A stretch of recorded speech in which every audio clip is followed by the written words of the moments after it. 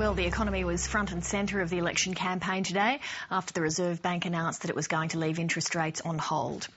And few people would have been more relieved with that decision than the Deputy Prime Minister and Treasurer, Wayne Swan, who joined me a short while ago from Melbourne.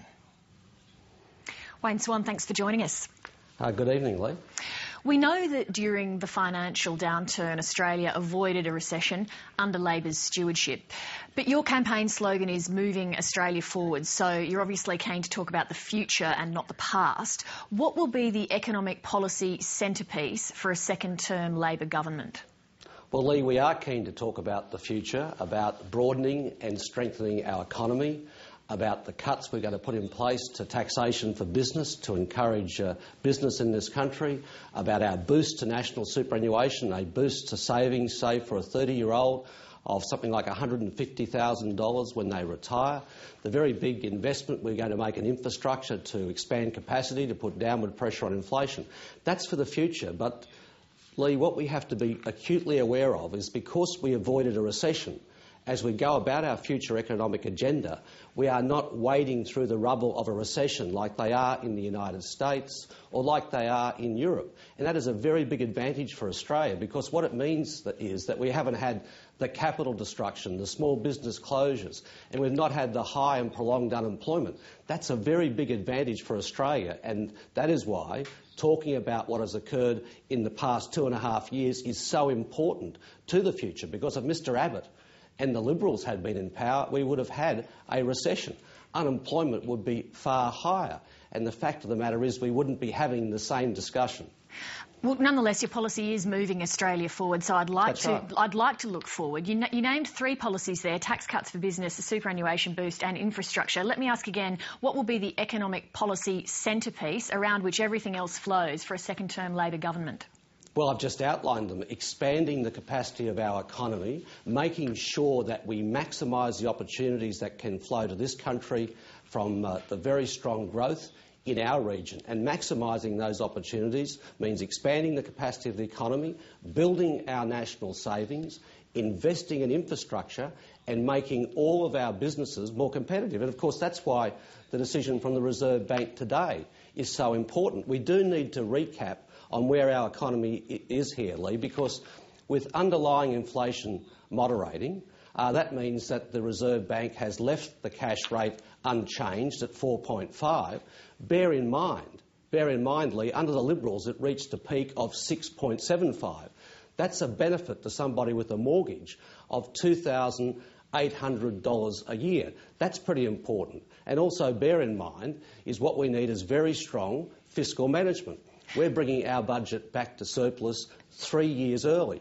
That's pretty important, with very low levels of net debt. Low levels of net debt are also important. Our net debt compared to other advanced economies is very low, 6% compared to 94% for major advanced economies. That gives us the foundation to move forward with that economic agenda, to expand capacity, to create wealth and to spread opportunity. But, Mr Swan, those things, expanding capacity, maximising growth, are goals. They're not necessarily policies. As you've said, Australia is in a very dynamic region. We've got the powerhouses of India and China enjoying enormous growth. What are the policies that Labor in a second term would adopt to make Australia more competitive against those economies? You've ruled out further industrial reform. You're limiting tax reform. What are the policies you would adopt in pursuit of those goals that you've nominated? Well, the first policy I'm talking about is fundamental tax reform. We are bringing down the corporate rate. Mr Abbott is increasing the company taxation rate. We are putting in place a very substantial tax reduction for small business through the $5,000 instant asset write-off. That is very important. Mr Abbott is going to have this huge 1.5% tax slug, his Coles and Woolies tax, which is going to push up the price of doing business and, of course, push up inflation.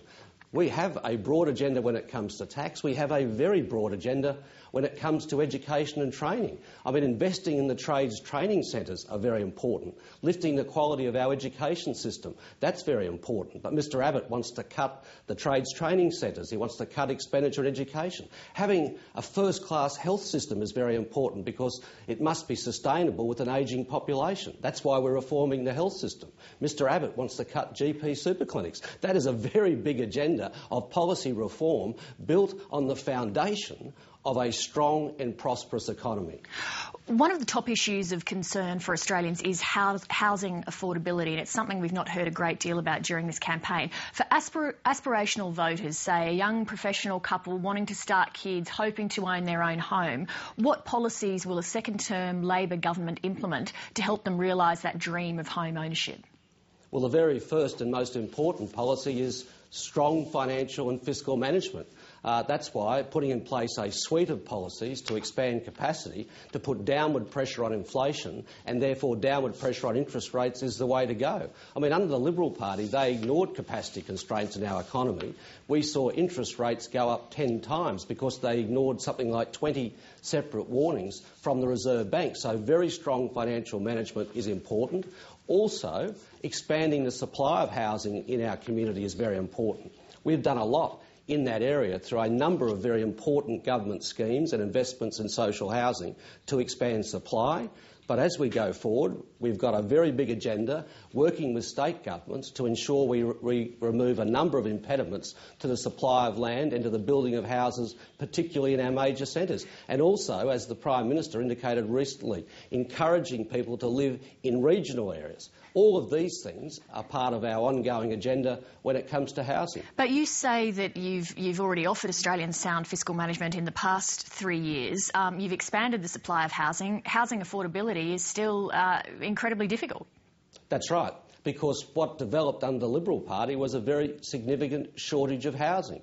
And it falls to us to address that, just as there developed over a long period of time a huge infrastructure deficit. Wherever you go in this country, there is an infrastructure deficit. That is why putting in place, particularly our investments in infrastructure, using the mining tax to fund infrastructure development in mining areas is so important. I can't believe that the Liberal Party would be opposing that initiative. It's terribly important. We continue with investments in infrastructure to expand our capacity that not only puts downward pressure on inflation, but also lifts our productivity. And that's very important as well. And that's where the education agenda is also quite important.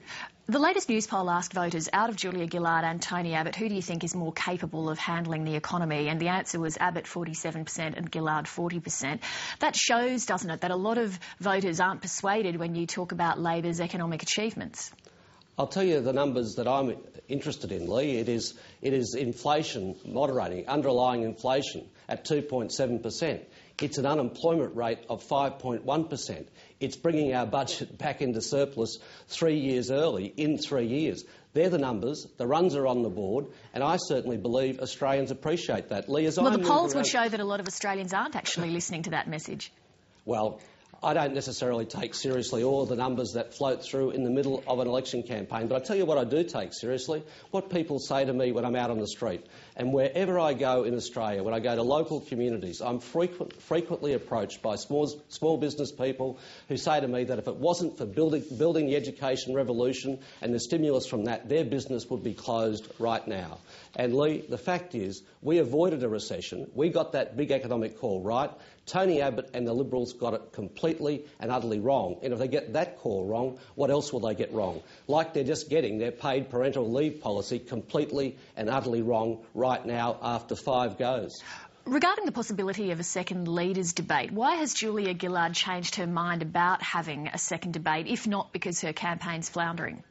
Well, because Tony Abbott kept calling for further debates. She offered him a debate on the economy, but because he doesn't really have any credentials in that area, he's refusing to debate her. He was the one that has been calling for a debate. She's agreed, and now he says no. But he was calling for debates long ago. Why now has she changed her mind? What's prompted her to finally say, oh, OK, Tony Abbott, sure, we'll have your debate? Well, because the economy is so important, Lee. The economy's always been important. Yeah, that's right. And so why didn't she agree to a debate a while ago? Well, because he is unwilling to put himself forward before the scrutiny of the Australian people on something as fundamental as the economy. Because when it came to judging how this nation should deal with a global recession. The Liberals got that call absolutely and completely wrong. And now they're out there arguing against our future economic agenda without having one of their own. They don't have a fiscal policy. They can't tell us how the budget's coming back to surplus. They've got $20 billion worth of spending, which they've refused to submit to the Departments of Finance and Treasury. They ought to put that in right now, given the debacle they've had with their paid parental leave tax increases that Mr Abbott has been talking about today. That slug on Australian companies, that 1.5% slug, they can't even put that in for costingly. Why should Labor stipulate that a second debate should only be about the economy? There are a whole range of issues that Australians would like to hear about. Why do they not deserve to hear the party leaders debate each other on a whole range of things, and also to negotiate a time that suits both parties instead of suggesting, as Labor has, that it occur on the other party's campaign launch night? Well, I'm sorry, Lee, but that wasn't the suggestion of the Prime Minister at all. She has said that she will debate Mr Abbott on the economy at a time that is convenient to him. Well, how about your campaign launch night?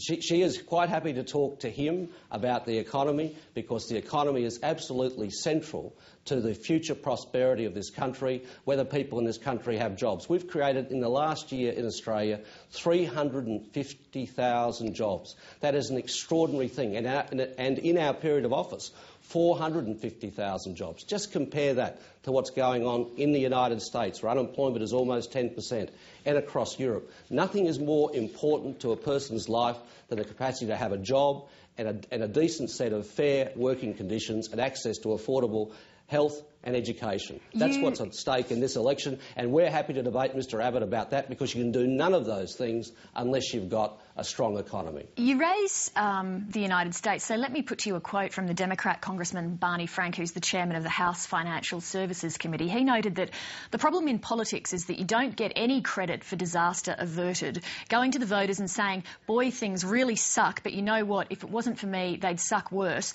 That's not a platform on which anybody has gotten elected in the history of the world. What makes you think voters will reward you for mounting that argument?